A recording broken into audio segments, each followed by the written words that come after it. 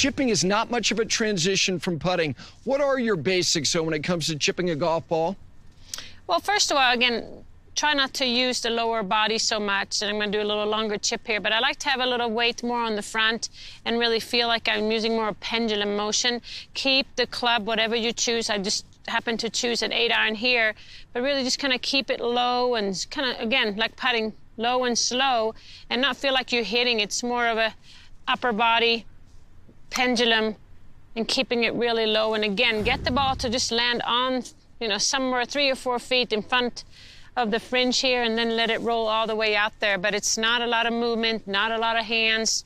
Again, stand still and let the club do the movement. How much does your grip pressure change from when you are putting the golf ball and when you're chipping it?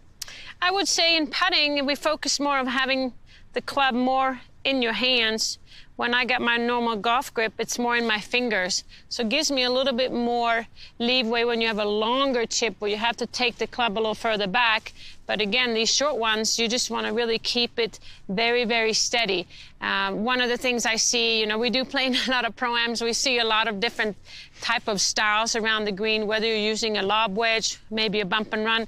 But we see a lot of scooping movements, and you know, I think if you have a good day, anybody can scoop, but when you're having kind of an off day, it's very difficult to control the feel and come in consistently if you just use your wrists.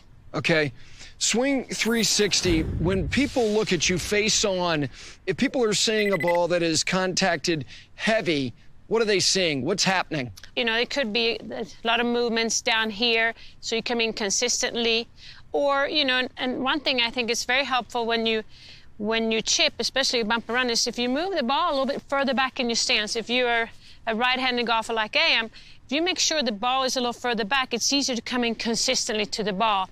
You know, of course, the ball position matters. If you want to hit high, I think the basic rule is move the ball more forward. If you want to hit the ball low, you move it back. But to avoid that heavy shot, you know, get the ball position further back towards your right, get a little closer to the ball so you get the club up, and then put the ball back in the stance.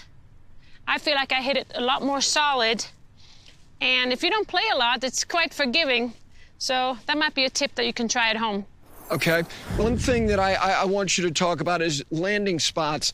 How do you determine your landing points? Well, it's a very good question. Well, first of all, you have to kind of assess your situation. In this case, I have a beautiful lie, which I gave to myself, as you can see. But you have to see how much green do you have to work with and how much fringe do you have to work with. In this case, it's really not a lot of fringe. So I feel like I can land it just a few feet on. And, you know, I used to practice with a towel. I put a towel down there and focus on just landing it. But really what it is visualizing the shot, the chip that you have, and see, okay, if I'm going to land here, then, you know, it's going to roll 80% of the time. So choose an 8-iron or a 7-iron. But let's say we were going to a shorter flag where I don't have as much green to work with. You still want to have a nice little landing area away from the color, because there's nothing worse when you hit a shot and it hits this side and it just takes off. So give yourself a little bit of a margin. So land here, but here you can see it's only going to be on the ground about 60% of the time. So here I would use pitching wedge, maybe even a sandwich, and same type of concept, same type of, you know, stroke with no legs, but you just change the club so you get a little, you know, the ball will start a little higher and then release. Okay, let's see that one to this short pin right here. Yeah, I'm going to change the club. Okay.